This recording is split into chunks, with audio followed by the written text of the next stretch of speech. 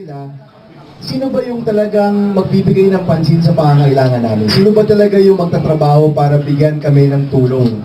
And again, babalik po tayo. Ang Ocho Diretso po, ito po yung grupo na nakatutok sa pangangailangan ng pamilyang Pilipino. At yung pangangailangan, dalawa po yan.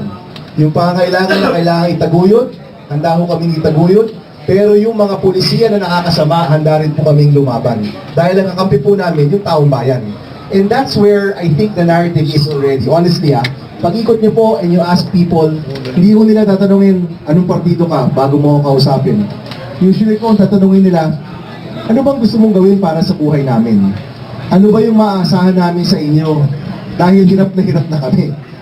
Ganyan po yung pakiramdam ng napakarami ho nating kababayan. And to be honest, yan po, naranasan namin dahil nakababado kami sa mga communities. But even more so,